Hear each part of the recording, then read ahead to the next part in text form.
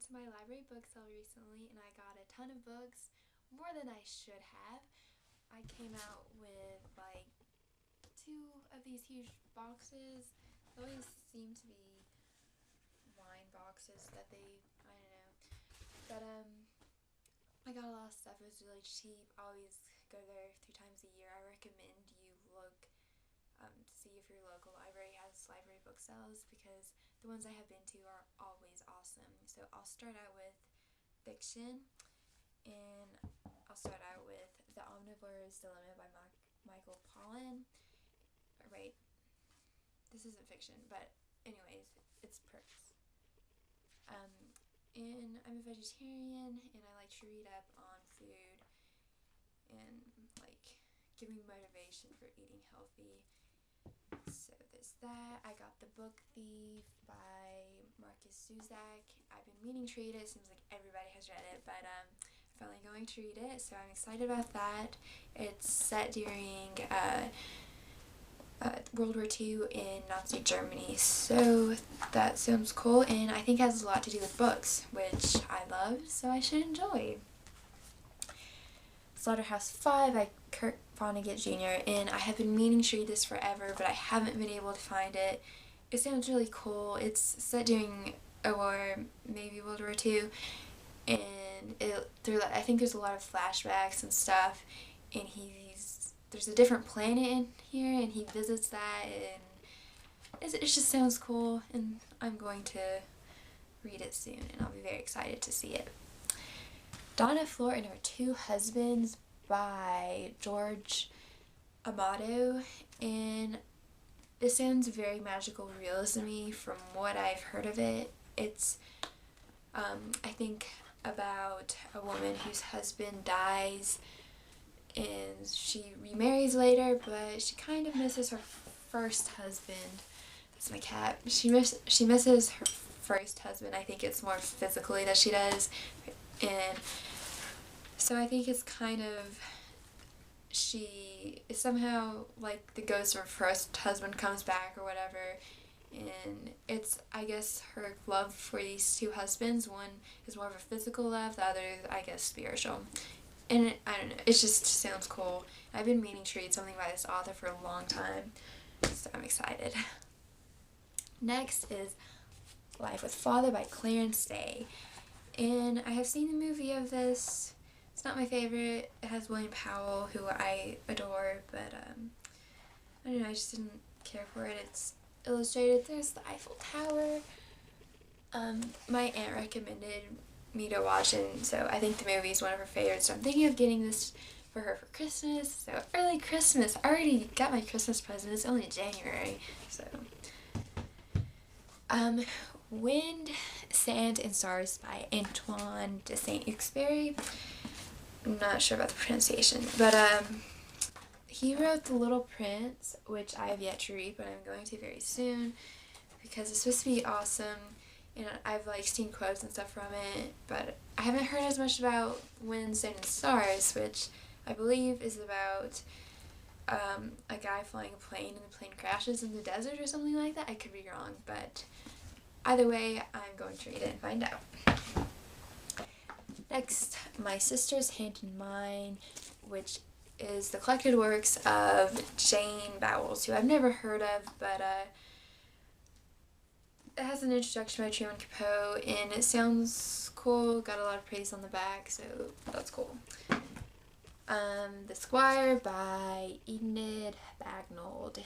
Never heard of this. It is about a woman, the Squire, giving birth, and it sounds very meditative and thoughtful, and frankly, I've never heard of a book about the thoughts of a woman while she's in labor, and so that will be very interesting to read. Next is Emma by Jane Austen, and I already have a copy of this. I think I have multiple copies already, but this is illustrated, and I have a huge weakness for illustrated books, and like I have tons of books that I have multiple copies of. It's because they're illustrated or they're like really old first editions or whatnot. So I can't resist. And I think my other copy of Emma isn't that interesting.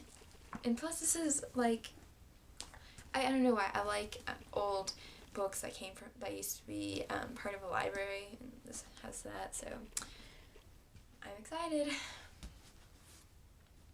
The Stories of Anton Chekhov, and I had read The Cherry Orchard, which is a play. These are short stories, but I really love The Cherry Orchard. I recommend you read it now.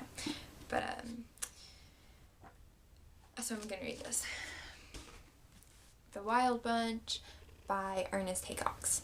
And there's a big movie that's supposed to be really good of this, based on this novel, but I haven't seen it, so I'm a big advocate of read the book first, and so that's what I'm going to do with this. The Gentleman from Indianapolis by Booth Tarkington, and this includes 2 novels and a bunch of short stories by Booth Tarkington, and it has Alice Adams, and I want to see the movie of that with Katharine Hepburn, who is like one of my favorites. She is just divine. I love her. But it's illustrated, and like I said before, I am a sucker for illustrations. So I've read one of his books, 17.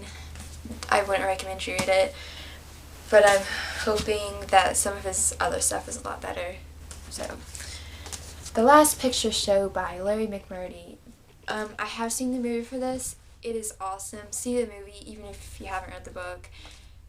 It's phenomenal and it's beautiful. I love the cinematography and the storyline. I'm just gonna say this is based on the movie, and the movie is a coming of age story of set during like the 1950s-ish, I think, and it's set in the small Texas town where there's like almost nothing there, and it is so good, and so I'm excited to read this. This author, I didn't know it, but he also wrote Lonesome Dove and something else. I'll look it up later, but so excited that I found this. The Hunger Games, I've already read the series, but I didn't have this book.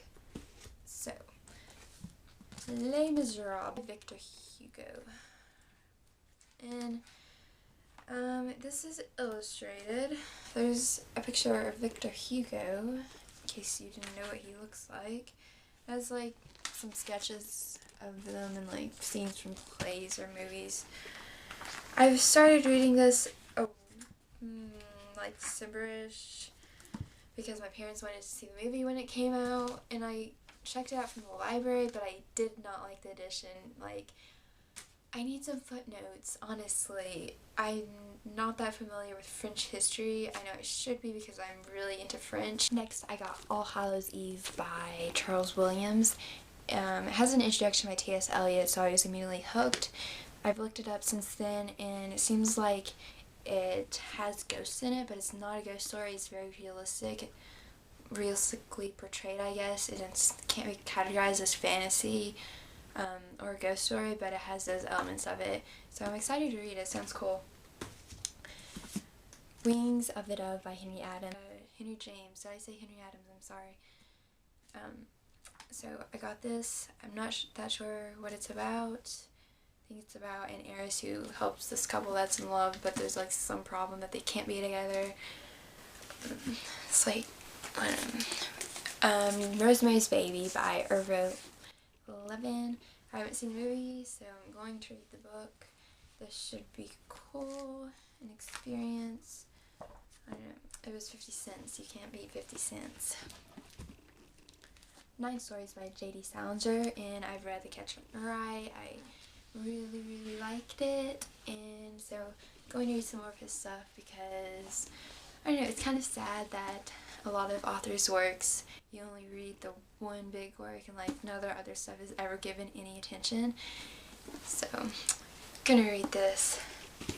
And I got Shop Girl by C. Martin, and I'm very interested to see whether he is like good at writing, not just acting, so this will be cool to read. I know he's written some other stuff, so if I like this, I might read some more.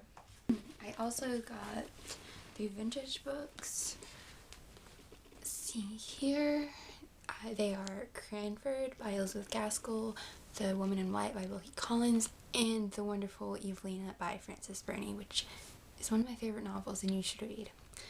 They are J. M. Dent, E.B.N. They're like reproductions from 1914, I think, and they are lovely.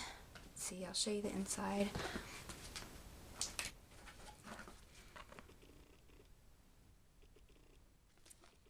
So gorgeous. Like, I already have all 3 of these books, but I couldn't resist.